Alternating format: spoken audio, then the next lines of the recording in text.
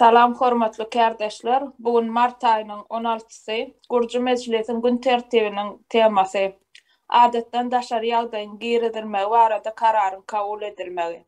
Täze Türkmenistana geçiş döwründe emele geljek kanun boşlugyna Türkmenistana garşy edilinip bilinjek sabotaj we provokasiýa hereketläriniň öňüni almak maksady bilen wagtlaýynça berk düzgünüň giridilmegi gerekdir. Bugünkü Gurju Meclisimiziň temasy şundan ibaret. Her kim öz pikirini aýdyp biler. Sağ olun Bilbil. Birinci gün düşündürüş nemesini geçeli tanadalı yankı. Adatdan daşary ýagdaý diýip tema adyny goýduk ýöne. Şonuň näme haýsy ýagdaýlarda girizilýär, onuň giden nemesi var. Ýagdaýlar we düzgün tertipleri. Şo zat barada hemmäni bilgilendirmeli.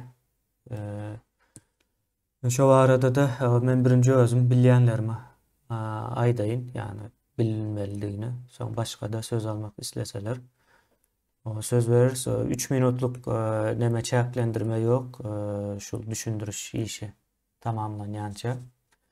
Köpçüliklerin söz alınacak wagty, ýani 3 minutluk çäklendirme gelir. Sebäbi 3 minutluk çäklendirmäniň hem sebäbi şu hemmekime söz hakkı yetsin deyip döredilendir.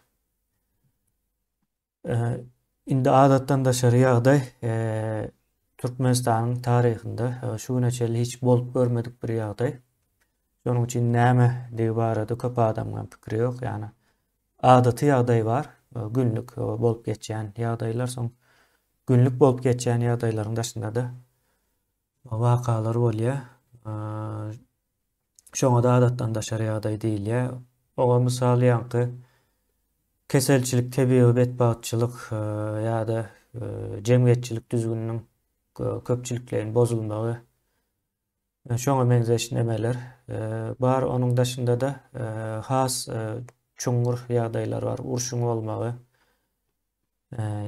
ýa-da içki ýanky grajdanlyk urşu diýär.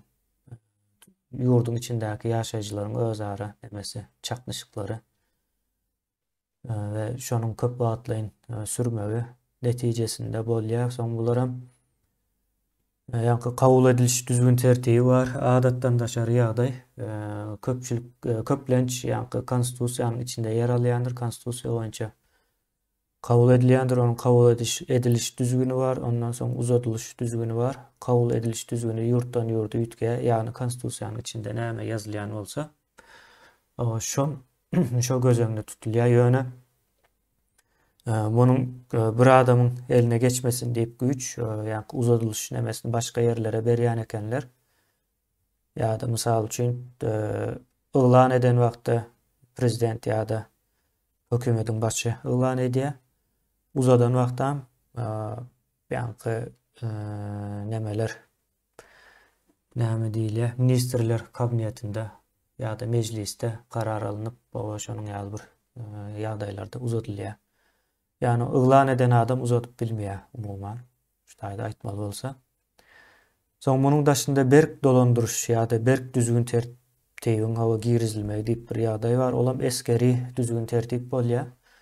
Esker düzgün tertip gaty agyr şertlerde, urşda ýa-da daşyndan hüjüm edilen wagtynda girizilýär. Ine ýanky Ukraina meselesinde kiýaly. Ukrainada şu wagt berk düzgün tertip gidýär ýöne çenden aşa däl. Ýalňyşmasam Kiýewiň içinde berk düzgün tertip hasam güýçlendiriljek diýip bir neme var. Okudum bugün habarlarda. Olam ine ýanky ýagdaýyň talap edýän şertlerine bagly bolup ädim girizilýän bolmaly. Indi biz Türkmenistanda ýanky täze Türkmenistana geçiş döwründe bir kanun boşluğu emele geljek diýär. Sebäbi bizim barmagymyz bilen şo taýa Türkmenistanda işläp duran diýip aýdaly goşadyrnak içinde hiç zat işlän ýok. Ýöne şu işleýär diýip görkezýärler da şu işleýär diýip görkezýän zatlaryň hökümi gaçýandyr, düşýändir. Soň şu höküm gaçanda düşende şol arada meydana gelen kanun boşluğundan peýdalanıp sabotaj ýene bir zat daşky bizim düşmanlarımız var. Şu wagt Ukraina bilen söwüşip ýören ýagdaýda olaryň her türlü täsiri deyip biler we içinde de şolara hyzmat edýän o gatlaklaryň bardygyny häzirden bilýäs. Az bolsa da, güýçsiz bolsa da bar. Ýöne biz şoňa hökmen suratda taýýarlykly bolmaly. Provokasiýa, sabotaj işleri o meýdana geljek. Indi şo taýda da biz hökmen suratda bir düzgün tertip töretmeli. Berk düzgün tertip bolmaly. Ýöne wagtlaýynça bolmalydyr bu. Ýine 6 ay iň uzun wagtda dünýäde 6 ay bolup hasaplanýar. Biz 6 aýa da çekdirmeli bu meseleni. Ýöne 6 aýlyk edip girizilmeli bolsa girizler. Ýöne uzatmağa gitmeli dälmiken diýen menim taýda bir belläp geçjek näme notum. Şo sebäpli bir düzgün tertip girizilmeli. Bunyň ady o adatdan daşary ýagdaý bolman biler. Bizim ýagdaýymyz gaty ýöreýte bir dünýäde birinji gezek bolýar. Bundan hem o geçiş nemeler ýurdun içindäki hereketler bilen bolýar. Ýöne bizimki ýurdun daşynda da hereket. Misal üçin saýlawa gatnaşyp biljek gatlagyň 80 göterimi ýurdun daşynda. Saýlawa gatnaşyp biljeklerim hem 20 göterimi ýurdun içinde de. Ýene düşünün şu ýurdun esasy hereket ýurdun daşynda bolan üçin ýurdun daşyndakylar içine baryp bir täze Türkmenistana geçiş boljak. Elbetde ýurdun içinden hem kömek ýa-da goşunt bolar, barym häzirem bar. Ýöne ine şol nämäni biz dogry ýerleşdirip bilmeli, hiç ýeli problema ýa-da vatandaşlara zeper ýetmeli däl. Şonuň ýaly bir ýagdaý bar. Ine şu zat owa girizilmeli. Bunyň ine haçan girizilmeli? Girizilen wagtda düzgün tertipler içindäki ýagdaýlary näme bolmaly? We nirelere çelli?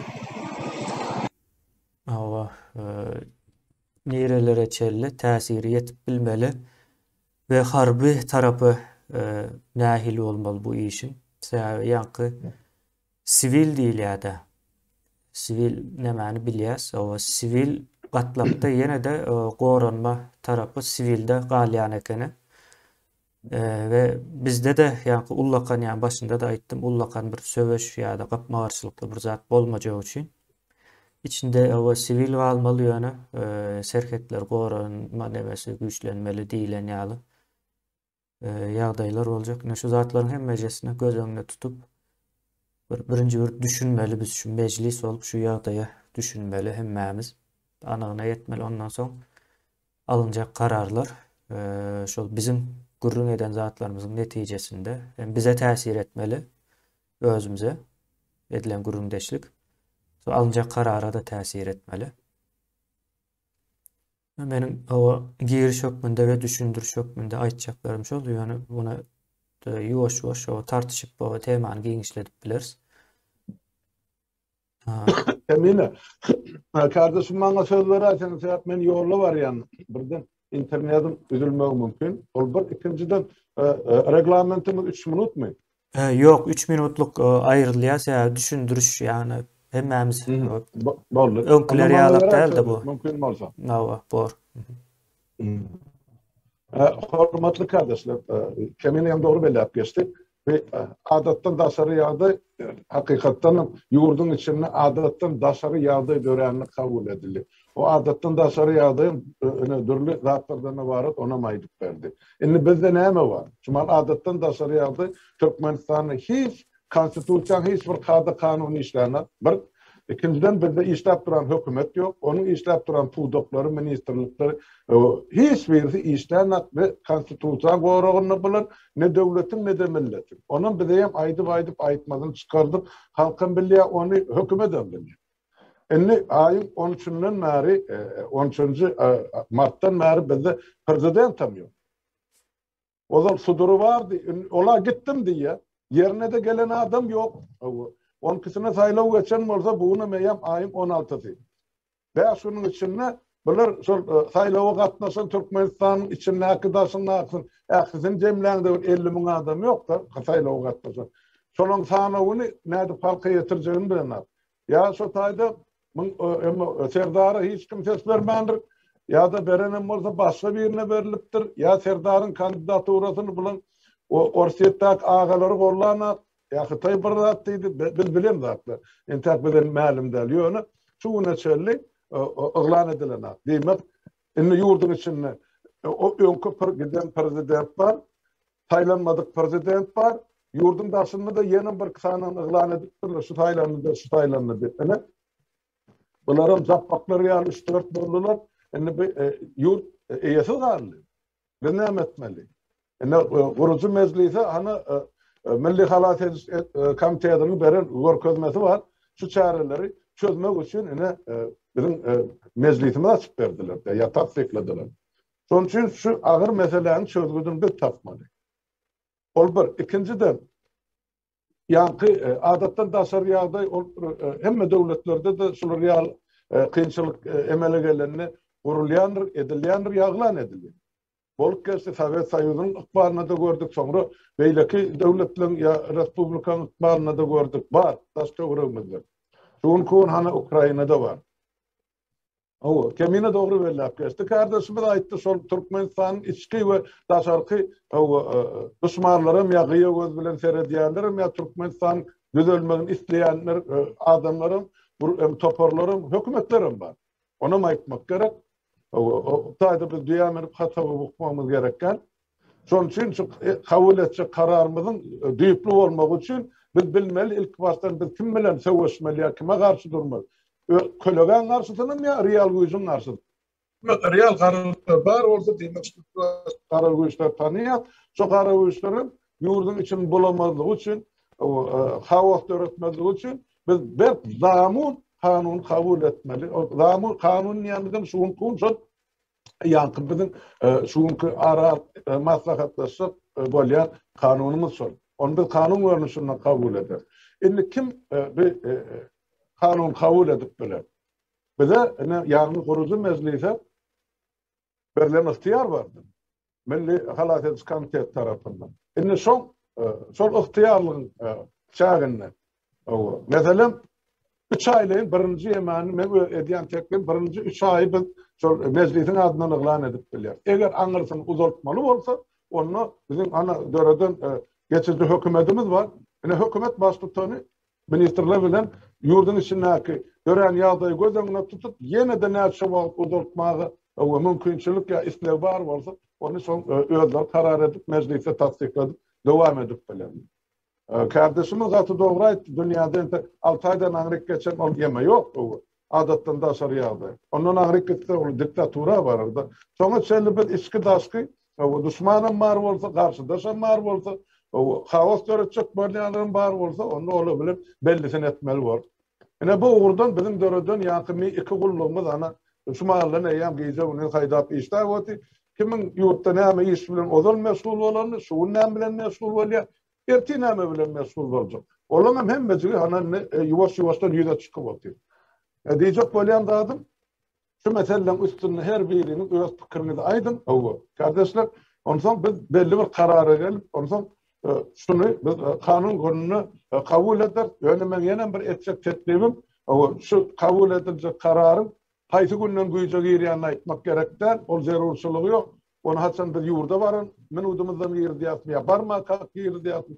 Biz yurdun içindeki ve o Türkmenistan'ın teoriğindeki döreyen ve dörecek situasya bağlı var. Onu biz şunu kabul etsek, entekotaydı düşlüklü zatlar var bizim özümüz için. Gerek vakti kabul etsek şu olur. Yani sonu yokman girizmeli var. Biz hiç yerik sonsuz adıktan daşar yağdaysız, ya sonu döretmeden biz yurdun içinden daşının saklattırmaz. Türkmenistan'ın yarası yerüstü baylıklarını göz kızdırıp oturup devletlerim, toparlarım, maşenliklerim, tutingen sesini, sakınan anırsını, kurvan kulüğünü, ya niyafı oynayıp oturarlar var milyarderler. Yine bunlar hem meclis yolunu koyarlar orta. Eğer koymasalar demek bilsen kanun terzi, onun aklı oğurlarını burnundan getirip devletin gaznasına getirmeliler. Yine son için göres günden yetilesip dur, O jogapkarçylyk içermelesin vatandaşlar. Näme teklifiniz var bolsa utanmaň, çekinmeň. O öz sözüňiz bilen aýdyn, kanunlaşdyryp aýdyn. Ol özüňize bagly mesele. Ýöne şu meselede dymyp oturmaň, hiç birim sizden ne ullakan gaýy. Ene şu taýda men goturdum kemine sag bol söz berenim üçin. Sağ ol. Hoş. Meseleni düşündürmek isleyen başka var olsa.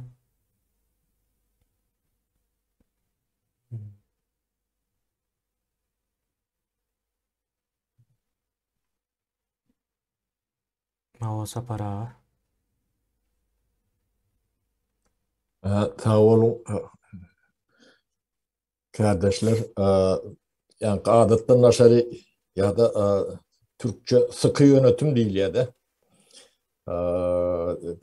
Türkmence tercümesi Berk dolanduruş. Berk dolanduruş diye olun bizim leksikonumda entek bu nememde girmedik terminler. Bu girmeler nemesinin büyük sebebi Türkmenistan'da konstitüsyon kuruluş yok. Şonu ihlal etmemediler. Yıktılar. Divaydayın.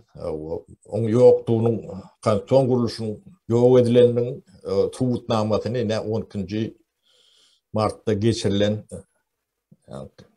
yalandan sayılı bilen doğru tuğut ettiler. Ama hiçbir yani başka düşündürüş ya da bol beyle ya eyle deyip bir çekilir şey yalan neme koymadılar da. Öldürüm daşınaki yaranlar bilen hem mecesi bir tora düştüler, kapana düştüler. O yalanlarını yani Esenge'den gelen nablüdatlı ya da gözükçüler ölçenli bir boş bir yani utanç verici bir dağıtlardığını katı aşikar etti de bunu bunun in olmanına halkı tilamayanları bir yana da öğülerinin tilamayanlıklarını görködüler de yani şolurayalak bu roman ıntanın ıkbalini çözmeye moral taydan hiç kolaylaşan yeri yok da. Şu Türkmen sayılığına katnaşan ehli halkara olsun, halkara değil olsun, o esengenki olsun, komşu devletlenki olsun, hiçbir milletin, Türkmen milletin hem değerler. O öğünlerine hormat koymayan o kuruluşlara kuruluş demek olmuyor da. Bunlar dünya için hoplu kuruluşlar deyip aydılsa doğru olkan yani. On hopulluğunu ne orset bilen Ukrayna'daki Voltbjörn dağın vursun tevaplarım edil şodur. Yani formalini yani Türkmen 130 yıldan beri Taylo göre neler tek. O Taylo bolonum değerler. Yani bollet diyendirler. O zaman hem mecesi yalandır, formaldir, göz boyama için edilendir. Türkmen'in ıkbalına yani elbet tehir etmesi, o tehir eden yer yoktur. Benim peydatam yoktur. Onu her türlü edip deme değerler. Bir 130 yıllar o karşıtlığımızı yitiren bir millet. Şunun yok o karşıtlığımız. Ne karşılığını alacak olsanız ne Ukrayna teredin. Millet bol o toprağın gora varmalıdır. Ne şolar bir adat bolacak diyen için uruş bölürde. Öyle bizim gereğimizde de şolar Rusya'da. Şolon yengçi bizim yengçimizdir. Ne şolon arkası bilen bizim adatlığa çıkıp biliyse, karşılığa çıkıp biliyse. Bunu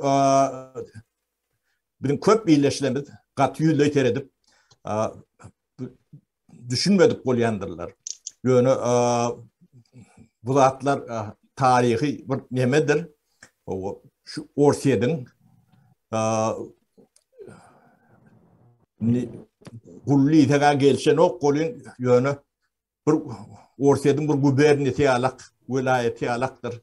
Ehli orta diye, yakın Türkmenistan'ım değerler.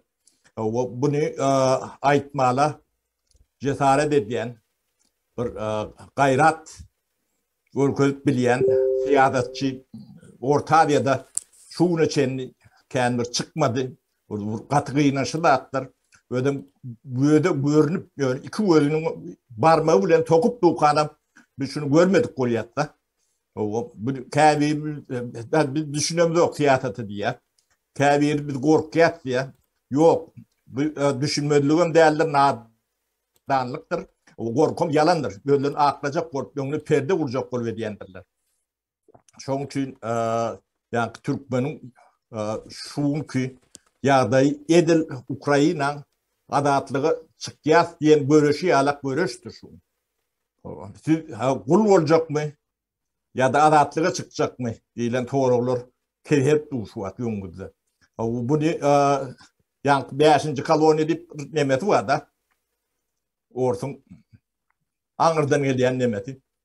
O ehli yani etenge devletlerin tiyatı nemetini kardinir de diyen o şunun içinde öde adamlarını yetiştiren ya da önde karşı adamları ortadan ayırayan ya da anamdan düşüren giden kuruluşları vardır. O taygın milyonlap, yüzlep milyonlap pul harcı edilendir. Şu 5. koloniyada birine biçimde kendir. O da katı kendir. Ben 30 yıl sonra bilen şey daşının teredik geliyenler. Onun hem tanılayandır. O yuvaş onun ağıtlarına ortaya çıkart başlar. Bunlar hibrit ne uğraş değil ya da. O hem içinde hem aparitte ner olan var. Hem şu karşıya alak var nemeden varlar. Yönüne koyulan meseleleri vardır. Şoları yaramayan adamları ortadan ayırmalılar. Yani taknadan düşürmeliler. Bir avra etmeliler. Ne o işler bilen meşgul olup gören adamlar atların köpüsünü ödüğünü bileyensiniz. Şunun için adetten daşar yağday danan beti üyt göçüktür. Bir de konstitüsyon kuruluş yok. O sen konstitüsyon bilen adetten daşar yağday girdiler yalak yağdayan derler. Bunu hatam nemeti yani uruş dövründe bolyan yağdaylar oluyor da. Bizim yemeğinde çoğu mengleş. Yani sıkı yönetim diyen yalak yeme olmalı. Giriş. Yani onun ne etkiler o şolun nimetine yerine katı ulu veripe düşendir. O siz etkiler ne size yüzlenen men o sulatları o koca düşünün. Düşünmeden beğenmeler onu maydayın. O sizden biz başka nemelemizde katamı yatırandır. O öz cellatına katam içip gören millet Türkmen millettir. O cellatını çokunup görün, çoğu hizmet edip görün. Öyle bir yıl 2 yıl değil, 130 yıl. Ne millet emeğimizin bolup bilmeyenimiz büyük tever şudur. Şunun için ben o pavon ya da yetker eşine yiyen o ripeli yani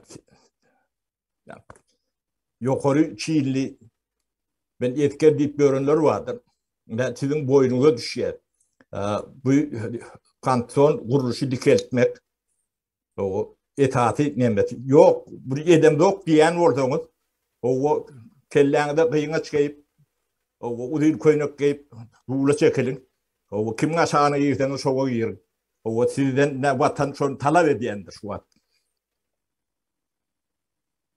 Bu da atları yani yumuşak nemeye överliyor da. Demokrat bolun oluşup yeni burada atlı olup. Yok o vatan ya bolcuk ya diye de. Ya çekeleşip yani medru oturur yalak yağdayı yok hem aydı görünüp durundaktır. Bir düşünmedik diğer yalakım yağda kalmadı. 2 yıl bunu tekelek geliyor. Böyle görünüp dur.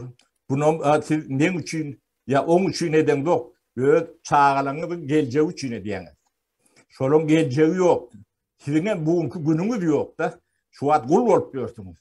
Gullumuzdan içinde hoşal bolup görünürüm var. O da gen zat bolunýany. Bu öwrenşenlerim var. Gulçulukdan ya çıkmalı ya da itleyen ortadan kalın. Yönü tetlenip kalın. Bir de şu rejim bolya biz gul olmalı rıza deyin ben gul bolup kalın. Bir de markayın alın yemedeli. Şoň üçin şu adatdan naşariyadayın ya da sıkı yönetim girilmeli nimetinin büyük sebepleri şudur. Onu yürütü kanunları bolmalıdır.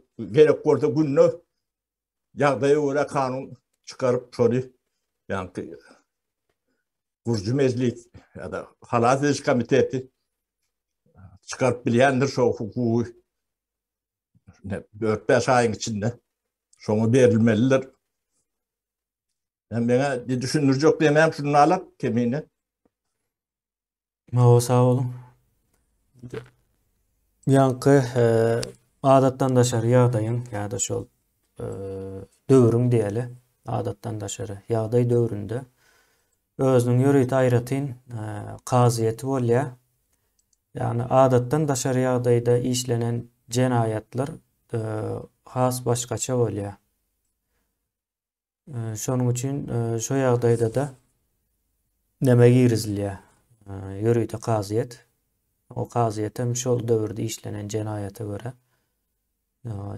ceza veriyor. Şonun ýaly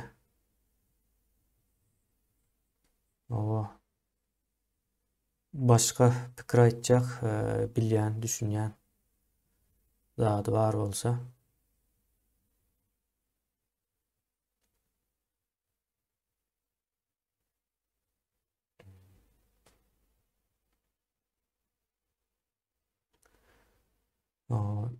Ne düşündünüz mü misal için?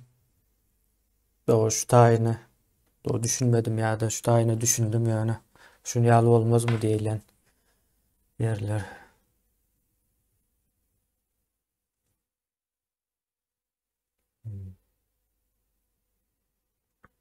Aydın.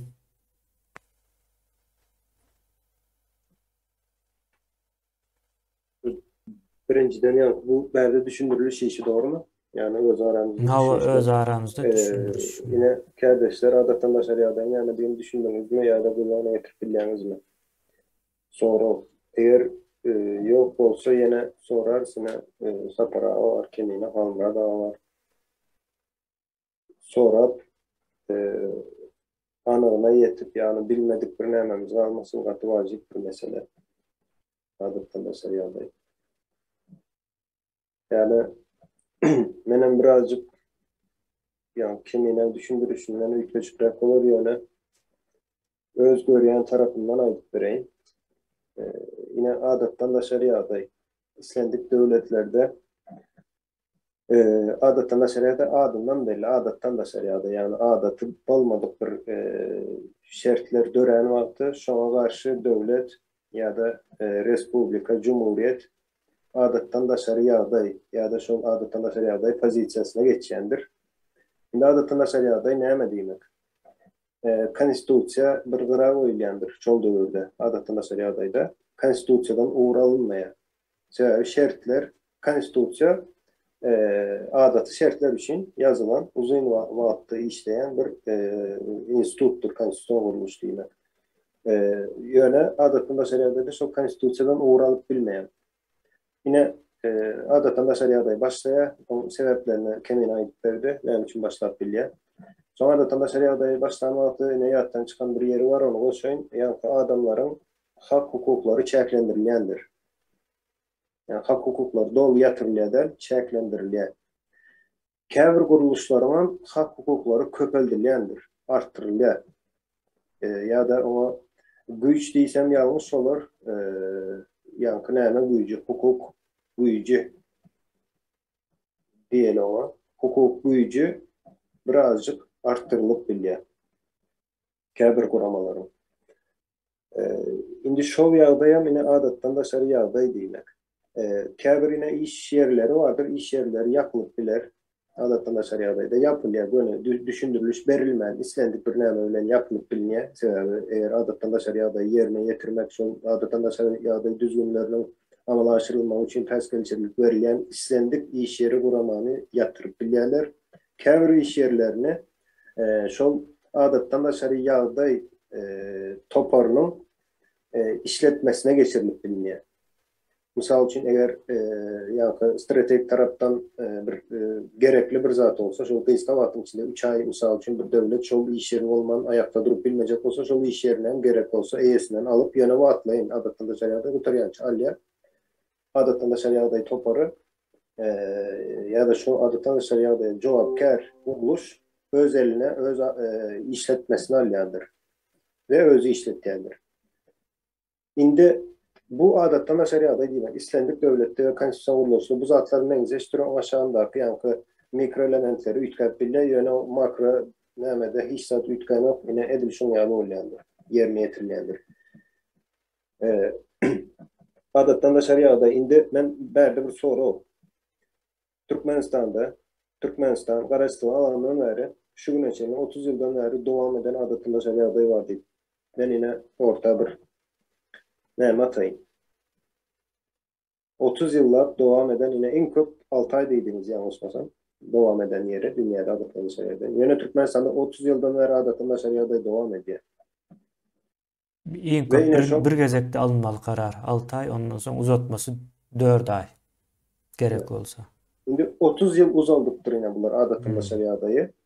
Onun Uca suutnamaları, şimdi suutnamaları aydayın. Adattan şeriadayda yankı güç bir yere toplanyandır. Türkmenistan'da Garaçly alan günden başlap güç bir yere toplanandır.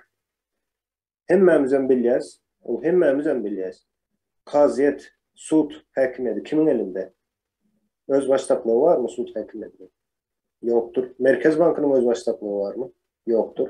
Ya da öz ihtiyarlığı diye yoktur. Ondan sonra parlamentin ya da meclis şu adıyla meclisin öz ihtiyarlığı var mı? Yoktur. Ve bu zatlar bu adattan da şeriadayın bize görkezyen yani adattan da şeriadayın ortaya çıkaryan neticeleri yine biz 30 yıldan beri adattan da şeriadaya düşünemiz yok diyez, bilemiz yok diyez. Ne için bilemiz yok? Sebep 30 yıllar bu adattan da şeriadada yaşadı. Käbir adamlar şol adattan da şeriadada doğulup ölüp giden adamlar var. Yani hiç ili durmuşu göremok, yaşayışı göremok sen. Adattan da şeriadada doğdun, adattan da şeriadada ölüp gidiyor. O adamlar yaşamadı demek. Sebep adattan da şeriadada yine bir nämesi var. Adattan da şeriadada adamların ya da grajdanların, vatandaşların hak hukukları çäklendirilýändir. Türkmenistan'da misal için daşına çıkan wagtyň seni çıkarmaýarlar. Adattan da şeriadayda istendik şol adattan da şeriadayı ama ya da şu adattan da şeriadayda problemany çözmek üçin amalaşdyrylýan işlerde peskelçilik berýän şahsları watlaýyn tutsak edýändirler. Yani tutsak sözü doğru olduğunu bilemok, saklaýandyrlar watlaýyn. Yani ziyan verip bilecek. Şüphe olsa hem saklaýarlar. Türkmenistan'da şu gün 30 yıldan beri hiç ili cenayet etmediği adamların yöne şüphe ya da bir öznen akıllı adam olanları yol edýändirler. Bu da adatdan da şeriadaýyň görkezýän bir neticesidir. İş yerleri var adaydalyňa, iş yerlerini adatdan da şeriadaýda aýtdyk alıp bilýärler, watlaýyn. Türkmenistan'da näçe iş adamı işini yitirdi. Onu hemmemizin daş döwrüňizde seredip göreýmeli, daş döwrüňizde seredin näçe adam, nu adam tanayan olsaň, şu näçe sany iş adamı ve näçe sananyň iş elinden alındı. Ve şoň prosentini çıkarın Türkmenistan'a köpelip göreýin. Şoň bir yankı nämeni çıkarıp bilýäňiz. Takygan bol, tahminen bolsa, yani takyp çıkmaz, ýöne tahminen bir sanlar çıkıp biler. Bu da adatdan da şeriadaýyň görkezýän zady. Ähli, yani adatdan da şeriadaýda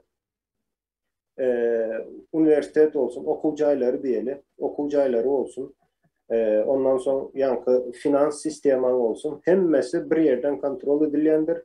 Türkmenistan'da 30 yıldan beri şoňaly. Ne bu zatların hemmesini bir ara koyan vaatın ya da 30 yılına Türkmenistan'ın daşardan seyreden vaatın 30 yılı bir yere cemlendi. 30 yıldan beri devam eden adatın da şeriatı var. Şoň üçin şu gün yolları yapya İslam vaatı yani 2 yıl 3 yıl yapıp bilya hiç kimin sesi çıkanam. Sebebi ol adam şol ýagdaýda doğulan adam ve şol ýagdaýda yaşap gören adam. Bilen o yolların yapılmalı däldigini. Başka İslamik devletlerde hemen aydamız yok. O Demiraz Karayana aydamız yok. Belki devletlerin İslamik bir Afrika devletlerinin İslamik'inde yolları yapacak olsunlar. Afrika'da da elbette var onlarlık sistem var 3-5 tane. Yolları 2-3 yıllar yapıp saklayacak olsunlar. Hökmanı surette karşısına çıkıp kişiler, toparlar, kuruluşlar sonra başlar. Hemen esasında yolları yapacaksın diyor. Yapacak olsan yapıp bilirsin. Onda giriz adattan da şeria adayı deyip. Kanuni adayı deyip işte. Türkmenistan'da ona adattan da şeria adayı deyip hiç kim aydan değildir. Hatta yine maşinlerin rengi dine ak olmalı deyimden bulamayayım adattan da şeria adayın etmeli işi. Adattan da şeria adayda kanun yoktur. Kararlar ile işleniyendir. Karar çıkıyor, şu karara göre de iş ediliyor. Yöne vaatlayındır adat. Şunun için kanun kararı koyuluyor. Türkmenistan'da da prezidentin kararı, prezidentin buyruğu deyip 30 yıldan beri işlik geliyoruz. Yani bizim adattan da şeria adayı beri düşündürmemizin neyemesinde yine şu zatlarım var. Adattan da şeria adayı düşünen vaatın birinci kelle gelen soru ne için Türkmenistan'da 30 yıldan beri adattan da şeria adayı devam ediyor. Sebebi hem mesşonu ortaya.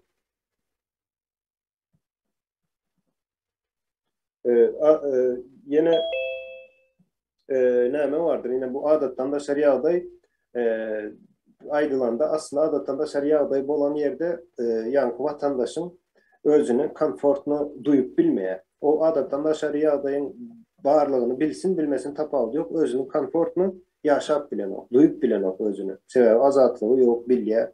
Girdeyicisi hemişe kontrol altındadır ve girdeyicisi dine iyi içkisi yani ölmem kalmam için yeter yağlı girdeyici verilendir adattan da şeria adayda. Adattan da şeria adamlar ölmeliler, onu iyi içmeli, belli bir norması var, şunu geçmeliler, şunu hiç kaçan geçip bilmez Türkmenistan. Çünkü Türkmenistan'da 10 yıl, 20 yıl pahtı ekip pahtı yetiştir, buğday yetiştir, bu hayat bilemi var. Dine iyice içeceğine yetkendir. O belli zaten. Yine bulan adattan şeria adayın içeridir. Yine şu konfortunu özünüzü duyup bileniz yok mu? Yine vatandaşlarımız şu an daşına çıkıyor işlemeyle. İşleme için daşına çıkıyorlar. Ne için sefer Türkmenistan'da konfortunu duyup bilen o özlerine. Ve daşına çıkan adamlar yine seyrediklerim öz yanımızda işleyenler neme Suriyalı vardır, Afganistanlı vardır, Iraklı vardır. Şimdi o devletlere seyrediklerim uruş vardır Hatay'da. Onlar şunun için verdi. Biz ne için verdi? Uruşuyorlar. Asmanımız asuda. Yönem ama ettim asmanda yaşamımız yok. Yerde yaşıyoruz. Biz ne için verdi? Onlar da uruş olan da bu sebeple onlar da yankı adattan da şeriadaydır. Onlar şunun için şu dayda yaşap bilmem daşına çıkıyor. Yani bizim netice seyredin. Neticede ne mi görüyorsunuz? Senin başında. O uruş olsun olmasın tapağı yok. Yani adattan da şeriaday olan için sen özün konfortunu duyup bilen o. Geleceğin garantisi yok. Neyim olacağını bilen o. Şunun için daşına çıkıyor. Afganistan'da atam, Suriye'de atam, yankı yağday goğdel konfortunu yaşap bilen o. Hiç yıl gelecek görüp bilen o. Garantisi yok. Hiç sadına edyen işine de beylek. Şunun için daşına çıkıyor. Yani netice İkisem den bir zattır netice seyretseniz. Neme var arada ayttınız? Eskerler var arada. Yine esker diyende ben bir zat aydayım. Türkmenistan'da yine milli koşun deyip bir zat var. Yine şunun yine harvı, Türkmenistan harvı doktrinasını bilyen var mı? Neme deyini bilyen var mı? Ben bunu hazır bilemem. Biz bilmem bilir şeyler. Eskerimiz bilyen mi onu? Ne için Esser dargandan son Türkmenistan'ın koşunu tezelden tezelden düzülmedi. Sebebin Esser'in sistemasıyla işlep bilen koşun yok. Sebebin Esser'in bir kanadı ya da Esser'in bir uzantısı değil ya da şon yalı işleyen Esser'le birlikte işlep bilen sebebi olur yankı iç içe giren bir sistemin içindeki bir koşun bir kanadı diyelim. Türkmenistan. Yöne şu ayrılan sonra özü ayrı kanat bilen kalıp bilmeyensin. Bu kellen ayağın, gözün yenen olmalı. Nirde şu zatlar. Yine Türkiye'nin koşunlaydayım ben. Yankı doktrinasında Türklerde nem var? Yönepey nemesine ayıp vereyim umumu. Dünyanın islendik yerinde olsun diye. Kosmosta olsun diye. Tapağı yok diye. Vatanım için, milletim için ne koşun diyenin yankı Mehmetçik diyorlar bunlar. Vatanım için, milletim için son damca kanımaçı söveşerim diye. Ol aydan ok, Türkiye'nin içinde diyen ok, hatta Türkiye'de de diyen ok, Türkiye içinem diyen ok. Sebebi Osmanlı vardı, Osmanlı için koşunu vardı. Şol koşunun şu an doğamını görüyorsunuz. Türkiye oldu, teritoriyası ütkadı, yöne koşunu ütkanı o. Mehmetçik ütkan değildir, kalandır şol. Elbette. Günden özünü güçlendir ya yankı kabir teknolojiler bilen yeneler bilen ütkamel yerleri vardır. Onları ütkaya yöne akıl galiya şotaydı.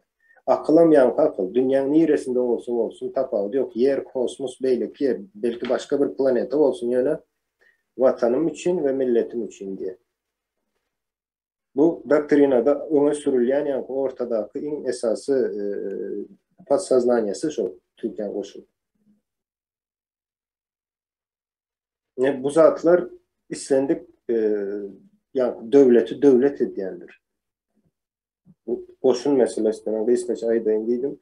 Başka da sorularımız var olsa soru cevap bilen sever. Ben şu adattan da şeria aday meselesinin nemede edil aynen üstünde yalı olmanı isteyen vacip zat ve men nemem verdi. Adattan da şeria adayı 30 yıllar devam eden adattan da şeria adayı besletmek. Türkmenistan'ın içinde.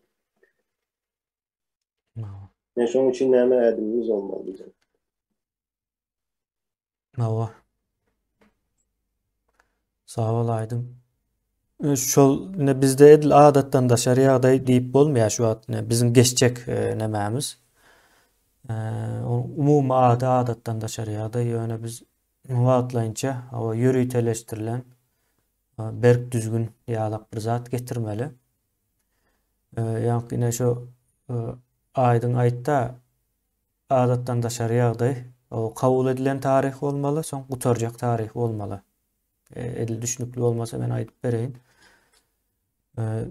Yine Türkmenistan'da 30 yıldan beri adattan da şeriadaya gidip bolup geliyor. Yöne haçan girizildi, haçan kutaracak bu zatları yok.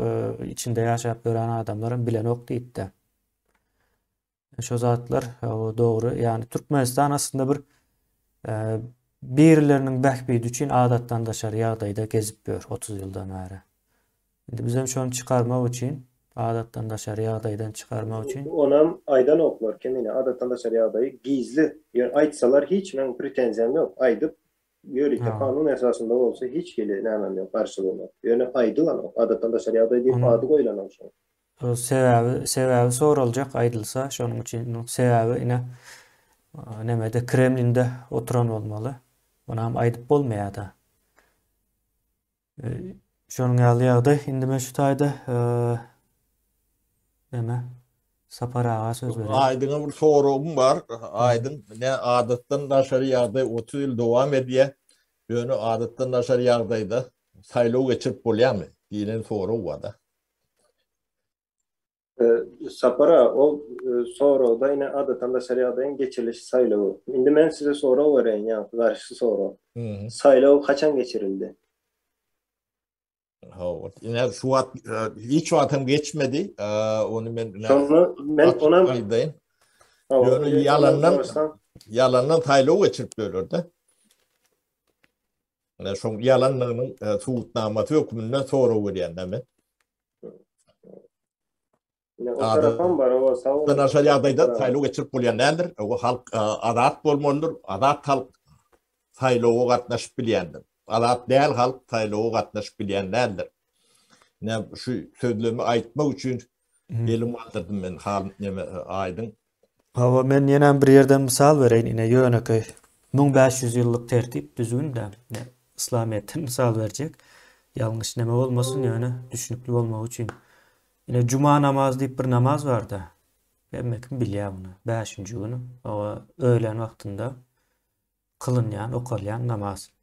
Indi şu cuma namazyny okamak üçin musulman azat bolmaly, erkin bolmaly, sadyny bolmaly. Soň ýeneden bir näçe nemeler bar, ýalňyşmasam 9 mu näme?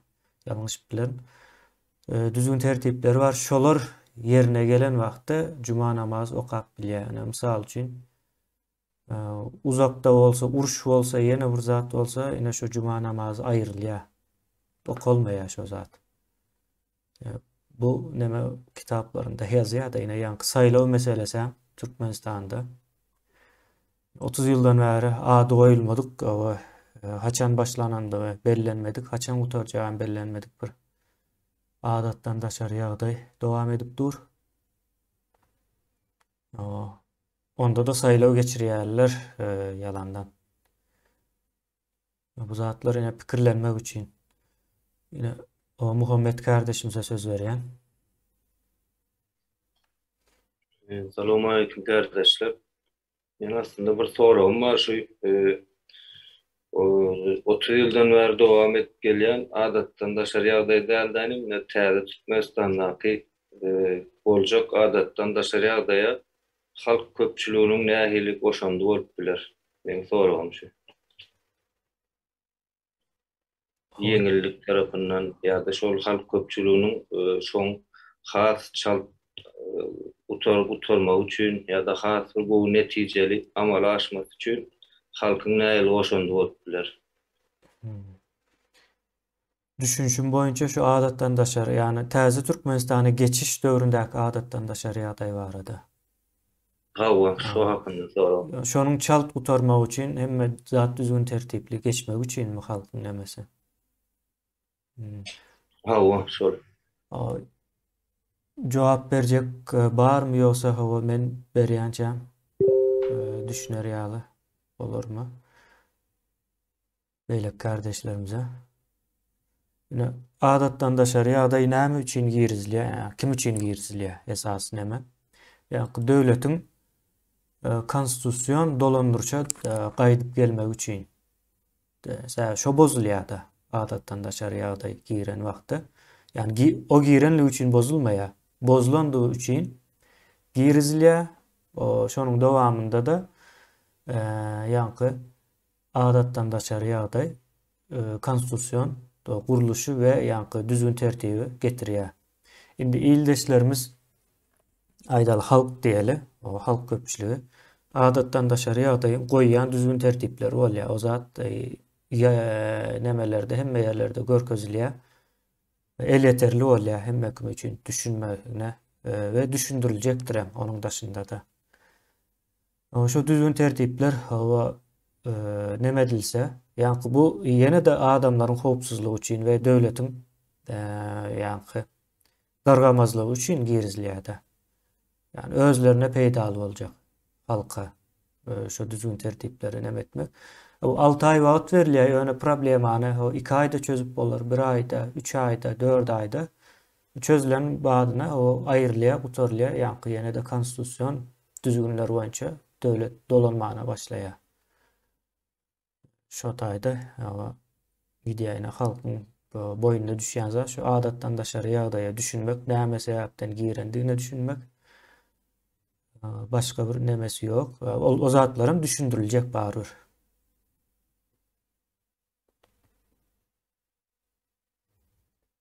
Düşnükli bolan olsa başka buna cevap berjek bar bolsa.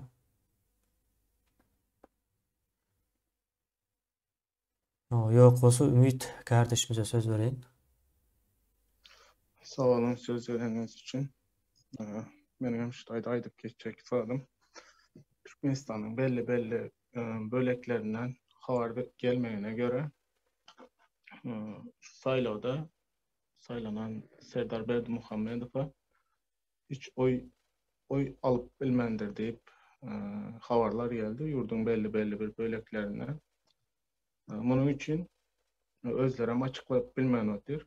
Şu Serdar Berdimuhamedov'un prezident olanlarını Zemberde hükmen suratda adattan daşary ýagdaý elan etmeli.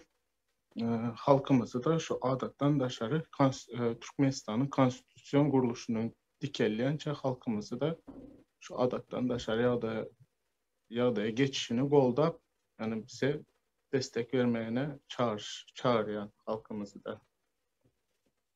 Sağ olun sözleriniz için. Ýöne bir kanun saýlawlaryň netijelerini aýtdylar bugün. Eşitmedikleri bar bolsa, o 72 diýip bir san beripdirler. Bu gezek o 98-99 almana korkupdurlar ýaly. Yazmana mı diýeli ýa-da şoneme. Düğün mi ýa-da düğün aýdyldy ýaly. Şonuň ýaly. O adatdan daşary ýagdaý barada hemen dowam etsek, o Bilbil kardeşimize söz berem. Awal kemine hem şu taýda aýtjak bolýan zadym, ýa-ni konstitusiýany näme üçin ýatyrmaly diýip ýa-ni hasam düşünmedik adamlar bar bolsa, adatdan daşary ýagdaý üçin näme üçin konstitusiýa ýatyrylýar sorawyny dünýäniň konstitusiýon guruluşynyň standartyny, konstitusiýanyň iň ýokarsyny adam duranlygyny ýatladyk geçirmeli. Sebäbi konstitusiýanyň iň gymmatly nemesi adam bolup durýar. Hemem ýa-ni şol adamlaryň ýa aýdaly şahslaryň hak hukuklary bozulyp mertebeleri depelenen ýagdaýyna şahslar öz hak hukugyny gazanmak üçin konstitusiýanyň wagtlaýynça ýatyrylyp adatdan daşary ýagdaýyň döredilmegi bu dünýä standartyna bazatdygyny aýdasym gelýär. Bir geň neme zatlar hemme ýurtlarda da bolup bilýän zat şol dünýä standartyna hemme ýerde ulanylýan nemeler. Indi şoň üçin halkymda da ýüzlenesim gelýär, ýa-ni gorkaklykdan çykmaklyk ýa-da çykmazlyk halkymyzyň özüne bagly. Türkmenistanyň adamlar öz hak hukugyny içinde ulanyp bilmeýär, içinde nämedigine de içinde diýende Türkmenistanyň içinde nämedigine de düşünüp bilmeýärler. Şoň üçin adamlar öz hak hukuklaryny daşary ýurtlara çykan soň ol adamlaryň erkinligini gören soň öwrenip başlaýarlar. Şoň üçin ýa-ni nämänem ýatladyň edim, näde bu konstitusiýany ýatyryp bolunýar diýen näme şol ýatlaçak bolum. Konstitusiýanyň iň gymmatly närsesi adamdyr diýjek bolum. Sağ olun. Sağ olun Bilbil kardeşimiz. Bu taýda Ýeňiş kardeşimize berýän sözü. Sağ olun. Adatdan daşary ýagdaý bolanda ýurdun daşynda galan türkmenler, daşynda galan türkmenleriň içine giriş tertibi nähili boljak. Bir ondan soňra da şu adatdan daşary ýagdaý wagtynda ýa-ni daşynyň aklary içine giren wagtynda ýen ýurdun daşynda köp hojalygy palaşan illeşlendirken olar da ýurdun içinde baran wagtlary ýen kimsiniň öýünde toý boljak, kimsiniňkide tersine dağıtlar olacak. Yani odulan maşgalasında düşünüşmelikler dağıtlar bolup geçecek. Şu dağıtlara kontrol edýän näme öğredilip bolar. Adatdan daşary ýagdaýda. Yani demek adat kanun girilecekmi bu? Nähili döredilecek? O adatdan daşary ýagdaýyň öz düzgün tertipleri bolýar, ýa-ni konstitusiýany duruzýa, ýa-ni konstitusiýany duruzýa diýende men umumy aýdyp bereýin. Bütün dünýäde konstitusiýasy işleýän, işlemeýän bolsa da duruzýa sebäbi, durmagynyň sebäbi şu konstitusiýa bir işlemegine bir päsgelçilik berjek bir zat meýdana gelýär. Soň ýa-ni 3 aýda ýa-da 6 aýda o toy yine başka meseleler yüze çıkmaz mı kendi yani onun yurtta bir yani Ukrayna mesela misal alalı. Ukrayna'da o toy bolýar mı?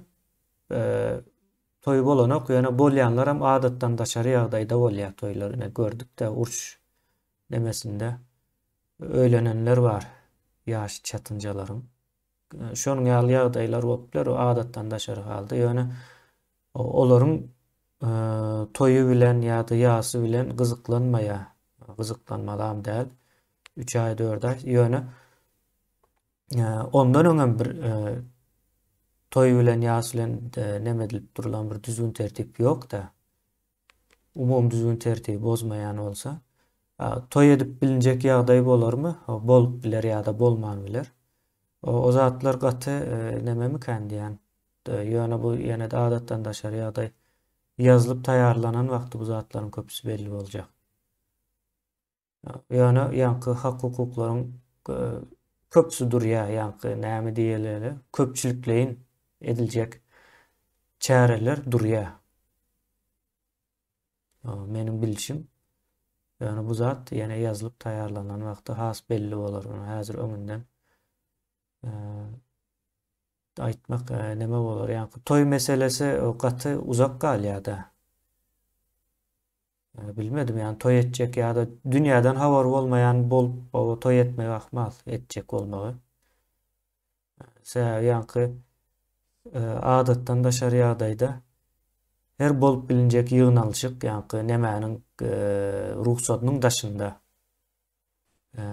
ýanky hökümet ýa bir dolandyrylşyk boljak da, ýanky adatdan daşary ýagdaý bilen bilelikde düzgün tertibi amala aşyrýan. O hökümet diýip bilersi ýa-da bir güç diýip bilersi. Şonuň nemesine görä ruhsat alınıp bilinýän bolsa, onuň daşynda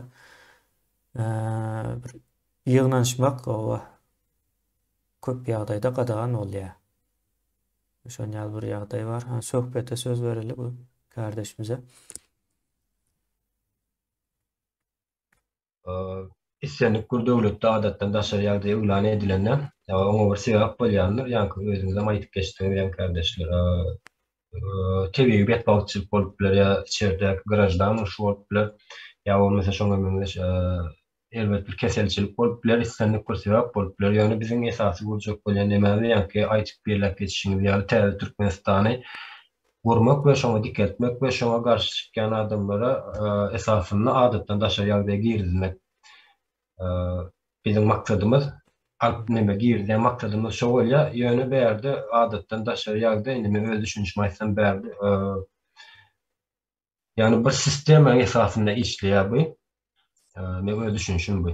Ýöne ýanky Muhammed kardeşimiz berde aýdyp geçdi da halk şoňa öz neme gollagy nähil ýagdaýda berip biler diýip ýöne berde adatdan daşary ýagdaýa girdilende halk ona avtomatik ýani mecbur ýagdaýda şoňa gollagy bermäni mecbur adam o gatnaşmany we şoňa boyun egmäni girdilen adatdan daşary ýagdaýa.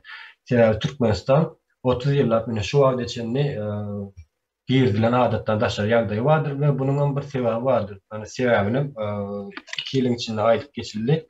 Ýani Türkmenistany ýok etmek, bir milleti, bir döwleti ýok etmek. Indi ýollaryň ýapyklygy, adatdan daşary ýagdaý girdildi, şu wagt içinde ýollar ýapyk ýöne halk içerik girip bilene var. Yani mecbur şoňa boyun egýär we şonu kabul etip alýar we şonu gollaýar. Täze Türkmenistandaky girdiljek adatdan daşary ýagdaý bolsa ýani halk şoňa gatnaşmany we şonu karar edip kabul etmäne mecbur. Indi berde eskerler barada aýdyp geçsem, ýani eskere diýil neme etdiňiz, agdadyňyz, esker nemesi nähilek bolýar. Şu wagtky Türkmenistanyň içindäki eskerleri, esker sözü bar, esker watan goraýan gullyk edýärler, ýöne näme üçin gullyk edip ýörenlerini özleri düşünerek diýip kabul etjek. Watan näme? Şol sanada halk näme? Ony gynansak öwrüden oklar.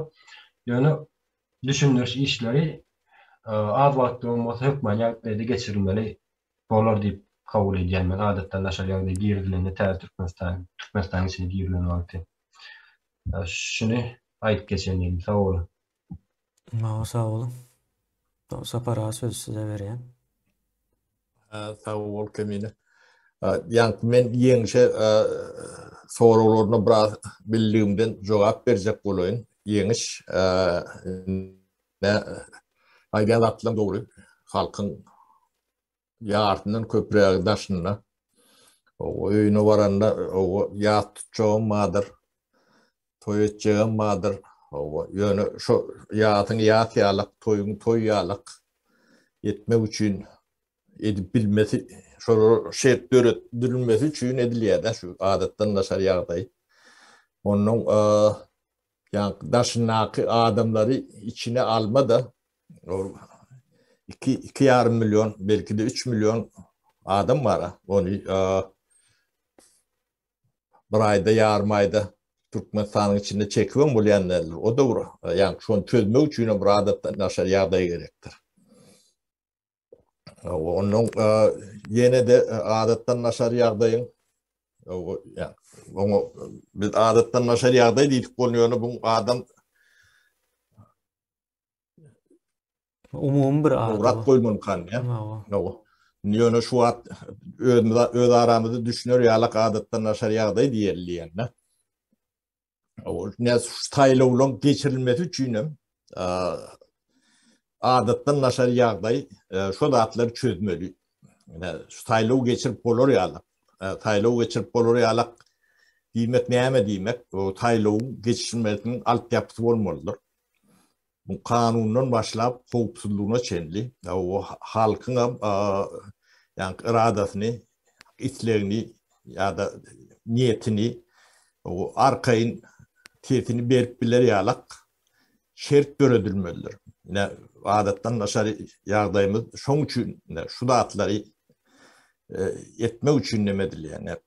Bir prezident boljaklary wadyr adamlar ne olaryň fänligini gördük. Şolaryň prezident bolup bilmesi üçin şert döretmeliler. Şol şerti biz adatdan naşar ýagdaý üsülen döretmesek onu döretçi adam ýok. Bunu görünüp da. Düşünürüp bildim mi kendiyen yeňiş.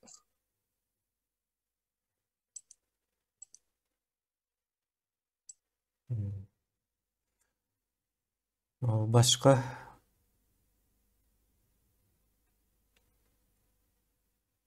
adatdan naşar ýagdaý barada soragy bolan Aydın kardeşimize söz berýän. Ben şöyle kısa paragraf bu yere değinmek işte yine saylawlar geçirmeli. Biz bu salatın içinde yani bulup yani şu günümüze en yakın bir günde saylaw geçirmeli. O 3 aydan, 5 aydan, 1 yıldan bilemok yine şu saylaw geçirmeli Türkmenistan'da.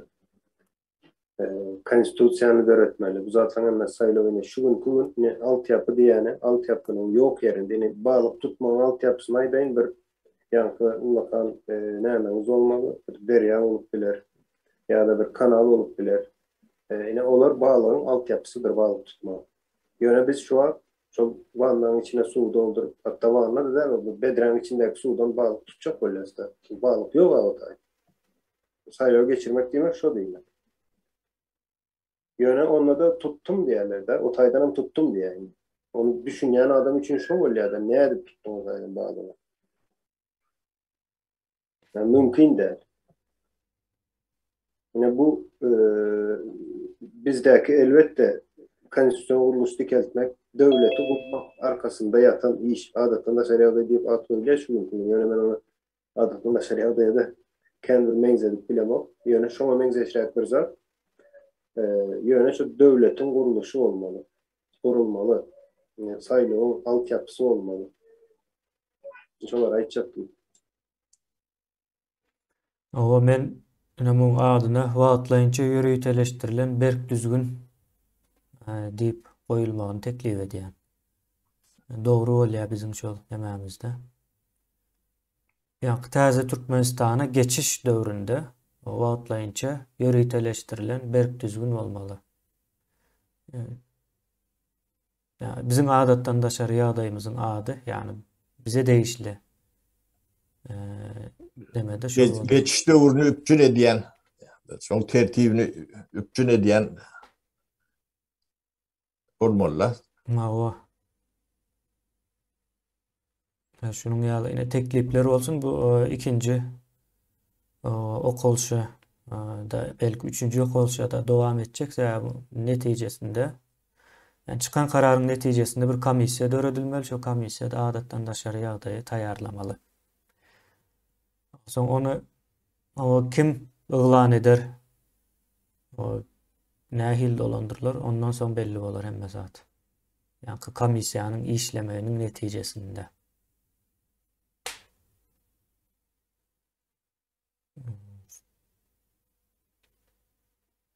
Ya başka soruňuz bar bolsa ýa-da goşmak isleýäniz bar bolsa hazır aýdarsınız. Sapara. Bu men aktiwrak bolan kemine köpden bäri ýokdum araňyzda. Şoň üçin ýa-ni türkmenler bir da düşünen ok. Onu bizem düşünürüp bilen de oktuk. Kemine maňa bir nem informasiýa berdi. TikTok'tan öýdýän. Ine biziň aýdyp bilmän ýöründe adymyzy iki sözlem bilen düşünürüp berdi biri. Siz türme urup sanatoriýada ýaşajak bolýan diýär. Ne bizem Türkmenistan'da türme urduk, onu sanatoriýada ýaşajak bolýar. O şikayet edýär. İlki ulak şu türmeni yıkmaly. Ýok etmeli. Onu sanatoriýada ýaşajak bolsa, sanatoriýany gurmaly. Ne şu adatdan naşary nämen düýp sebäpleri, ne şu zatlary etmek üçin, yani geçiş döwrü bolýar da, ne türmeli döwürden bir normal döwre geçmek üçin bir geçişi üpçün etmeli. Bir guruluş. Oň eline haky hukuky ferişte hemme dady bolmaly. Şoň üçin adatdan naşary ýagdaý. Öyle yani geçiş döwrüniň emesi şunu talap edýär, şoň üçin demedilýär. Sağ ol. Sağ ol, Sapara.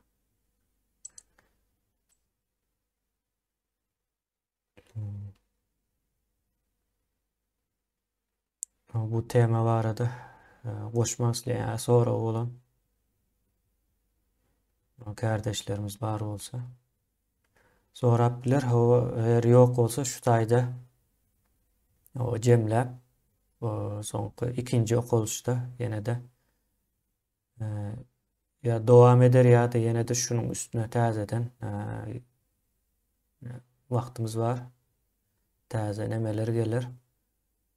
Düşünceler dörer. Tema değişli. Soň dowam edip bileriz. Kemine maňa söz beräýsin. Hawa, Amurada.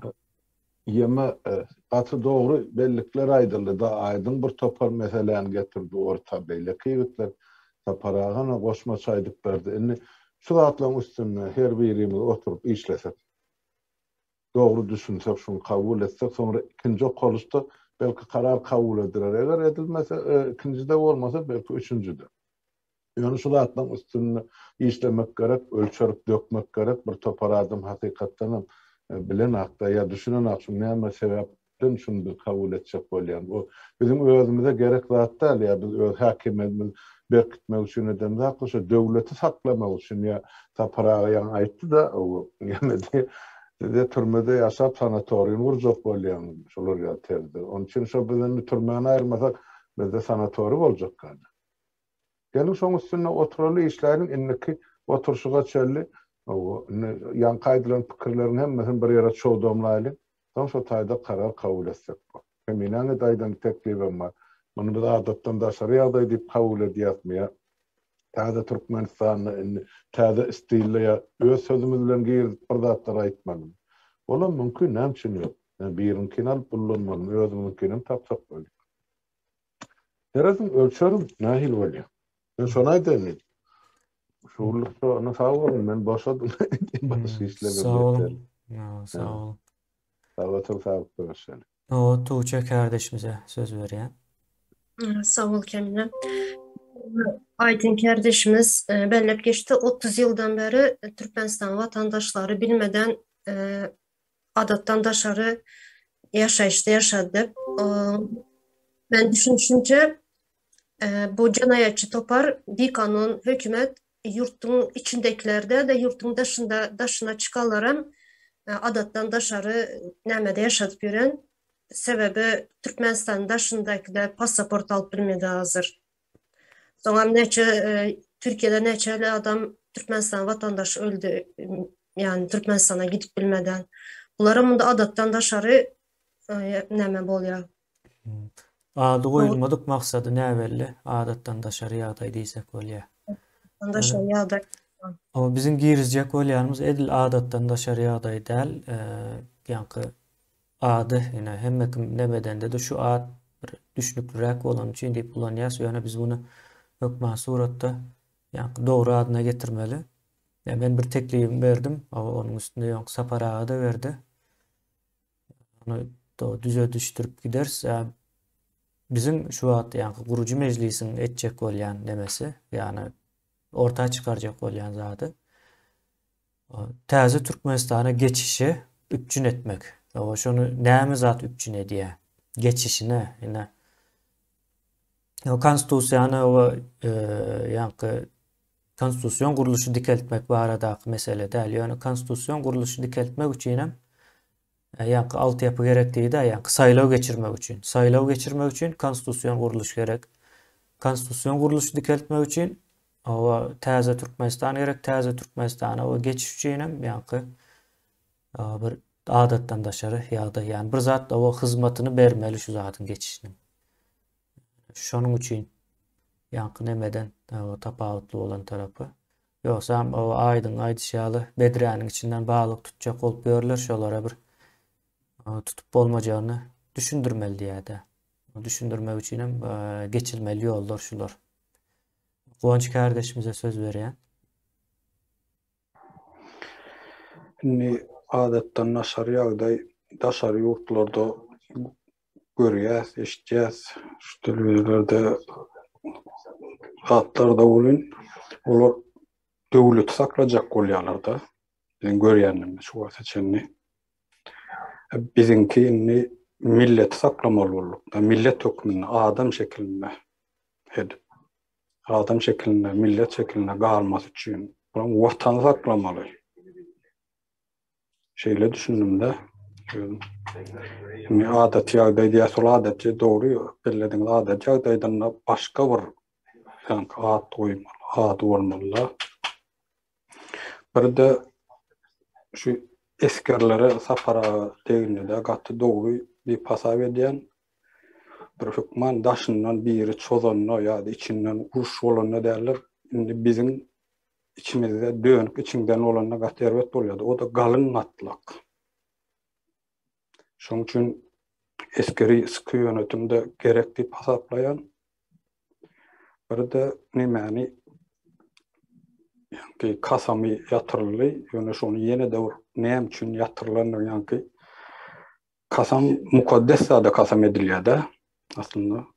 O ta prezident mukaddes derler. Şon ýalaky bir düşünürüşli ýa bak näme diýip bolsa diýip pikir edýänler. Ona Döwlet hem mukaddes hatta diňe watan mukaddes, döwlet de mukaddes, döwlet hem ýakylyp bilýär, ölüp bilýär, ýöne şu toprak watan mukaddes. Indi şu zatlar bar, ýene pikirlensek şunu ýalaky aýtjaklarym şulardan.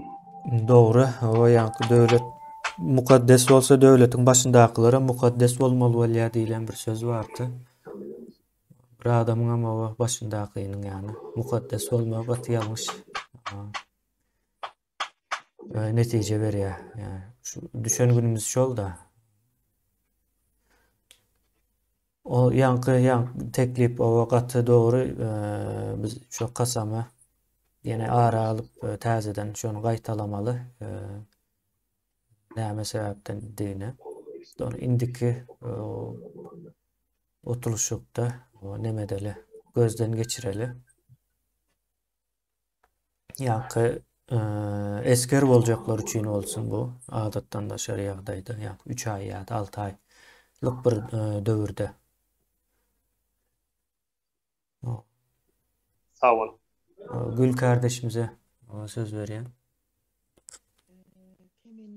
Ben bir saat sonra verecek o. Yani Ses gelen ok.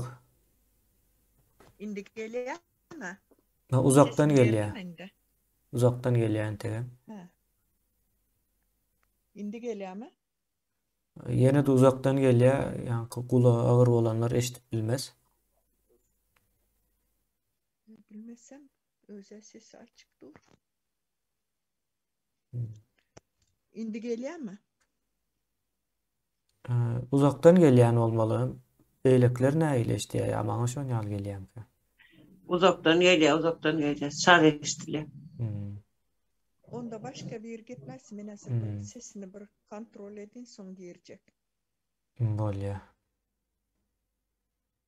Hani başka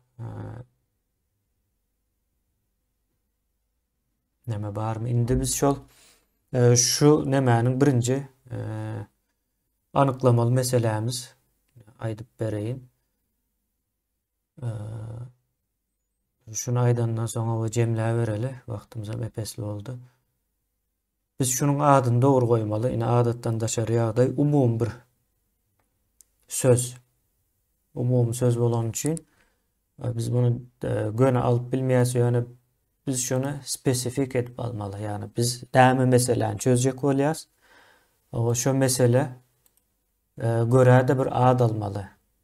O yankı men teklifimi aytdım, Sapara aytdı. Sapara'nın teklifini sözme söz yadıma düşen o.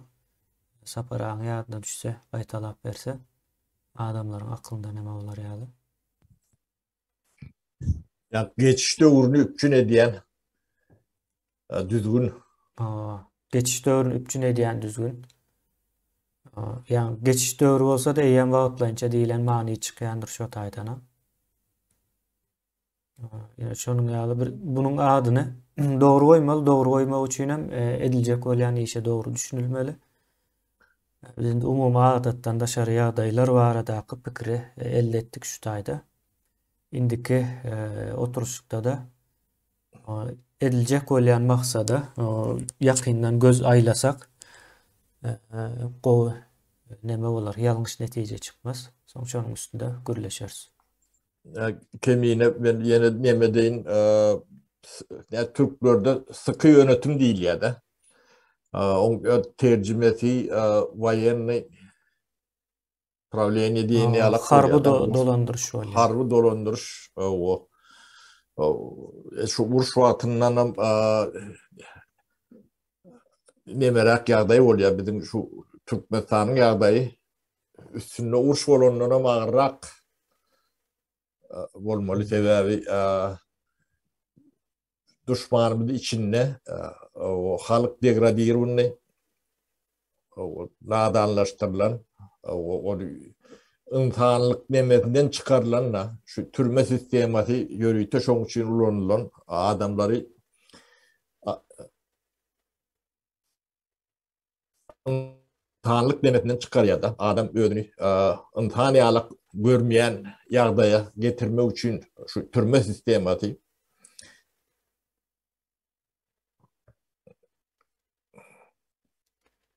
ulan urştan ha terbette urşta düşmanın belli eline yara alyan o karşısına çıkanda böyle bunu köp kişi ne molyan düşünüm yok deyip görünüm çıkarır o da kendi böyle halkın hiç sadece düşünen yok bu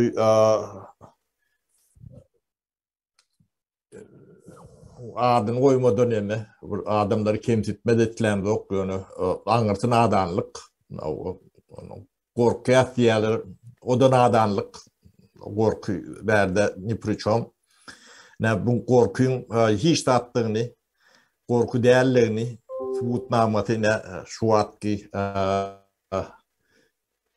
Ukrayna'dan çağalarını İgnap bilen ok, şoňa ýeňe çykyp bilen oklarda postarlary ýene atasy. Şolary ölüme taşlap bilýärler de. Şoňa gorky diýip bolýar. Çağaňy ölüme näde taşlap bilýär. Şoňa adyny gorky diýär-de. Ýok, bu gorky däl. Bu aňyr başy nadanlyk. Ýa-ni insanlykdan çykan adamlaryň hereketi bu. Sen çağan ölümü, sen ölümünden yenilmedi. Adamlar bunu neyle düşünüyorlar? Ben çağam için Türkmenistan'la dünyanı yakardım. O İslenli adamın çoğun şeydir. Adam kadar ediyen adam. Neyle korkken deyip o çağımı iyi çıkmam ben. Gatı ağır yağdaydı Türkmenistan. Şunun için bunu halkımız doğru düşünmeli kendiyen. Bollum kemini. Sağ olun. Onda bugünkü oturuşu tamamlayas ve devam etmek için indiki oturuşu koyas. Kardeşler, köp sağ olun. Katlaşanınız için.